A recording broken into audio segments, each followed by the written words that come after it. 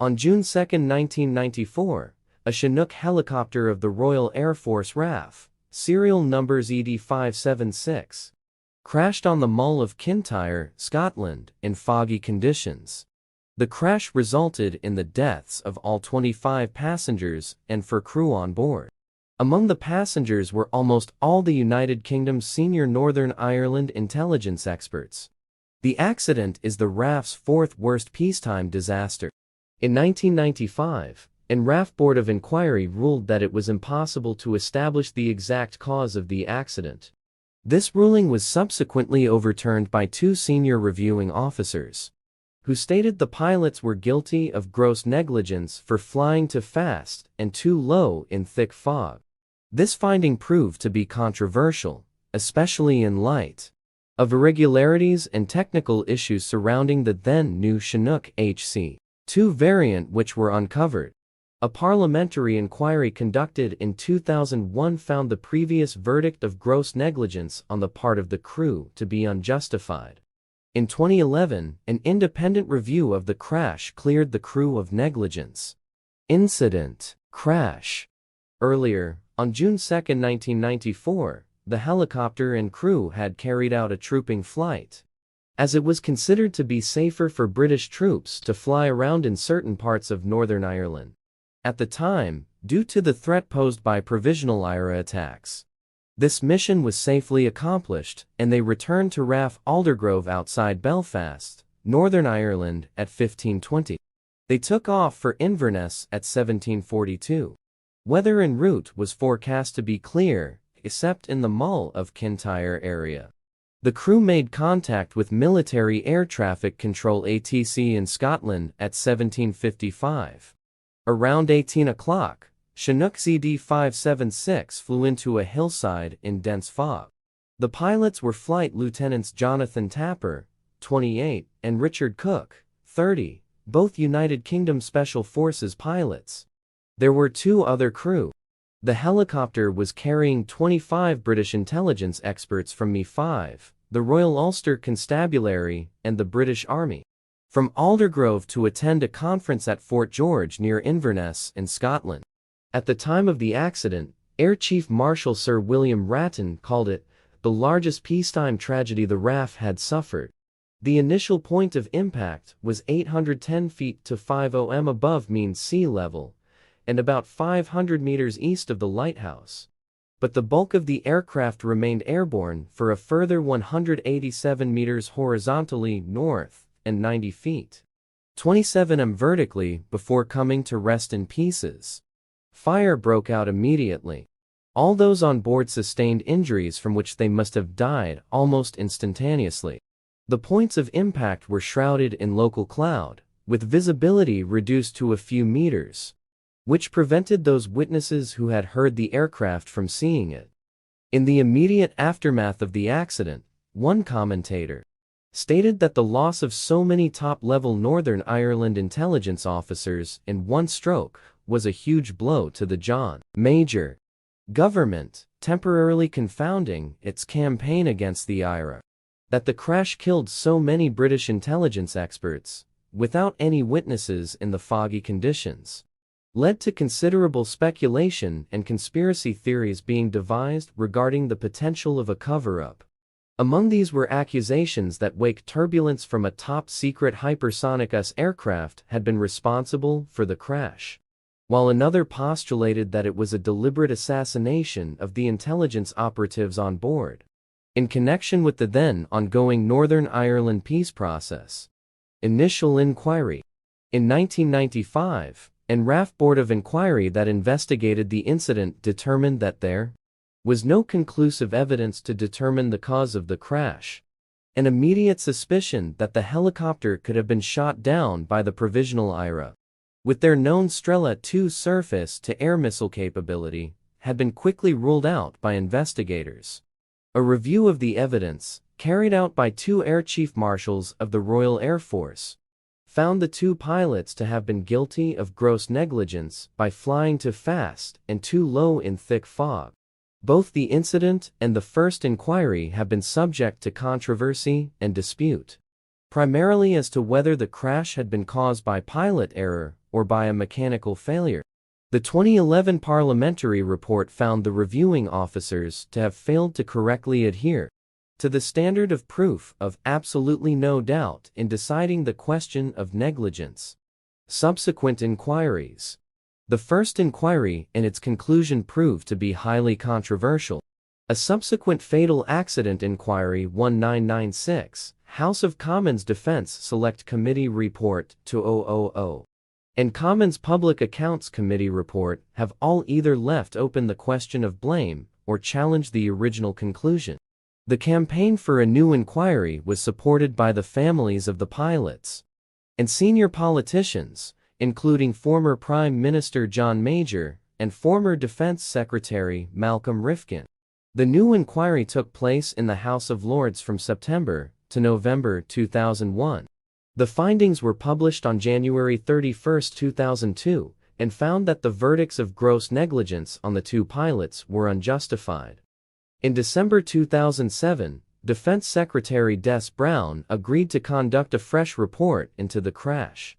On December 8, 2008, Secretary of State for Defense John Hutton announced that no new evidence had been presented and the verdicts of gross negligence against the flight crew would stand. On January 4, 2010, doubts of the official explanation were raised again with the discovery that an internal MAUD document, which had been written 9 months prior to the incident, described the engine software as positively dangerous as it could lead to failure of both engines. The 2011 review concluded that criticism that the original board had not paid enough attention to maintenance and technical issues was unjustified. On July 13, 2011, the Defense Secretary Liam Fox outlined to MPs the findings of an independent review into the 1994 crash, which found that the two pilots who were blamed for the crash had been cleared of gross negligence.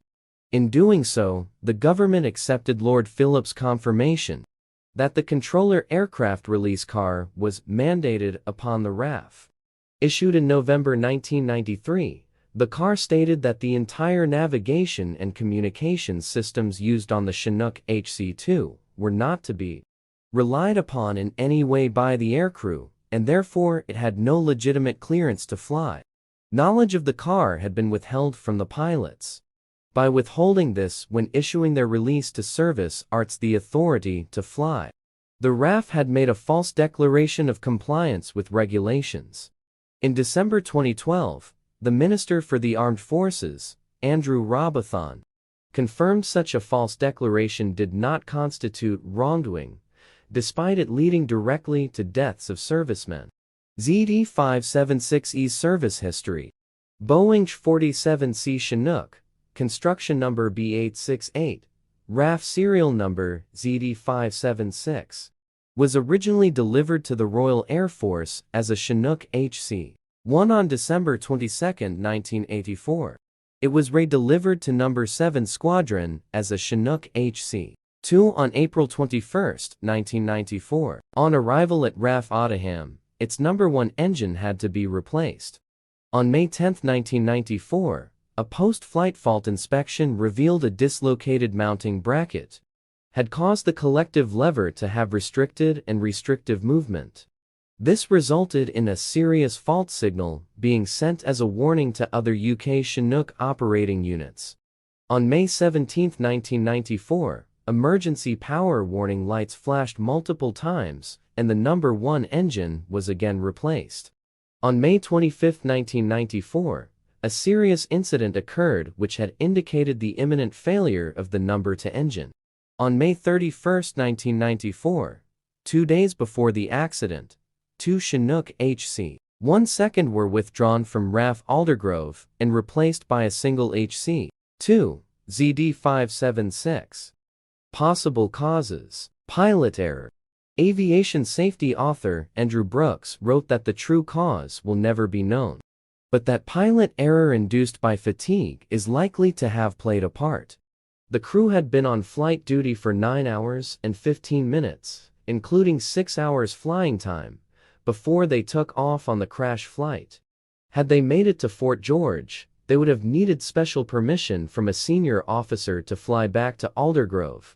In his book, Stoyart Campbell suggested that two errors by the pilots: failure to climb to a safe altitude upon entering cloud, and a navigational error made in the poor visibility mistaking a fog signal station for a lighthouse, together caused the crash.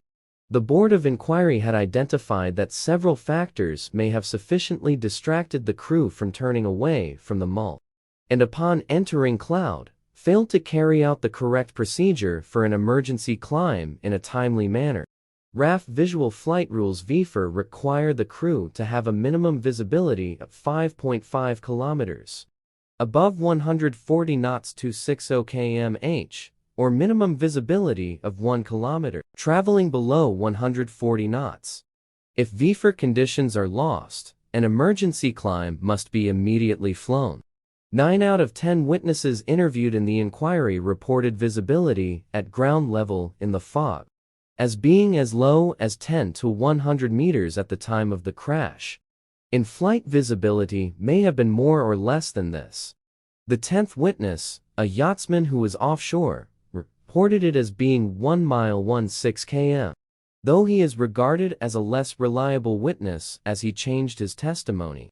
If witness accounts of visibility are correct, the pilots should have transferred to instrument flight rules, which would require the pilots to slow the aircraft and climb to a safe altitude at the best climbing speed.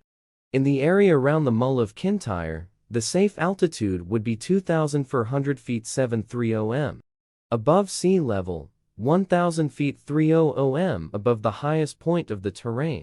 The height of the crash site of ZD576 was 810 feet to 50 m, 1,600 feet 490 m below the minimum safe level. 6. The Board of Inquiry into the accident recommended formal procedures for transition from visual flight rules to instrument flight rules in mid-flight be developed, and the RAF has since integrated such practices into standard pilot training. Regarding negligence on the part of the pilots, the 2011 report said, the possibility that there had been gross negligence could not be ruled out, but there were many grounds for doubt, and the pilots were entitled to the benefit of it. The reviewing officers had failed to take account of the high caliber of two Special Forces pilots who had no reputation for recklessness. FADEC problems. At the time of the crash, new FADEC full authority digital engine control equipment was being integrated into all RAF Chinooks as part of an upgrade from the Chinook HC-1 standard to the newer Chinook HC-2 variant. The Ministry of Defense was given a $3 million settlement from Textron, the manufacturers of the system, after a ground test of the FADEC systems on a Chinook in 1989 resulted in severe airframe damage. Contractors, including Textron, had agreed that FADEC had been the cause of the 1989 incident and that the system needed to be redesigned. The committee investigating the crash were satisfied that the destructive error in 1989 was not relevant to the 1994 crash. Information provided from Boeing to the investigation led to the following conclusion regarding FADEC performance. Data from the Digital Electronics Unit DECU of the second engine showed no evidence of torque or temperature exceedance, and the matched power conditions of the engines post-impact indicate that there was no sustained emergency power demand. No other evidence indicated any FADEC or engine faults. It was expected that in FADEC engine runaway, engine power would become asynchronous and mismatched. The investigation found the engines at the crash to have match settings, decreasing the likelihood of a FADEC malfunction being involved. EDSICON was given the task of independently evaluating the software on the Chinook HC-2 in 1993, according to the House of Commons report. After examining only 18% of the code, they found 486 anomalies and stopped the review. Intermittent engine failure captions were being regularly experienced by aircrew of Chinook MiG-2, and there were instances of uncommanded run-up and run-down of the engines and undemanded flight control movements. Tests on the Chinooks performed by the MOD at Boscombe Down in 1994 reported the FADEC software to be unverifiable and therefore unsuitable for its purpose. In June 1994, the mod test pilots at Boscombe Down had refused to fly the Chinook HC-2 until the engines, engine control systems, and FADEC software had undergone revision. In October 2001, Computer Weekly reported that 3 fellows of the Royal Aeronautical Society had said that issues with either control or FADEC systems could have led to the crash. The main submission to Lord Philip, see above, revealed that the FADEC safety-critical software did not have a certificate of design and was therefore not cleared to be fitted to Chinook HC-2. It further revealed that John Speller MP had been wrong when claiming the software was not safety-critical, providing the original policy document governing this definition to Lord Philip. Other factors. The onboard tactical air navigation system, which retained only the last measured altitude, gave an altitude reading of 468 feet 1 for 3M. The investigation observed that it was possible for some of the avionics systems to interfere with the Chinook's VHF radio, potentially disrupting communications. Flight data recorders and cockpit voice recorders were not fitted to all RAF Chinooks at the time of the accident. The absence of these data greatly reduced the amount and quality of data available to subsequent investigations. Information on speed and height were derived from the position of cockpit dials in the wreckage and the condition of the wreckage. During 1994, the RAF had begun to fit these recording devices across the Chinook HC-2 fleet before the accident. This process was completed in 2002. The aircraft had not been classified as airworthy. It was mandated upon the RAF that it was not to be relied upon in any way.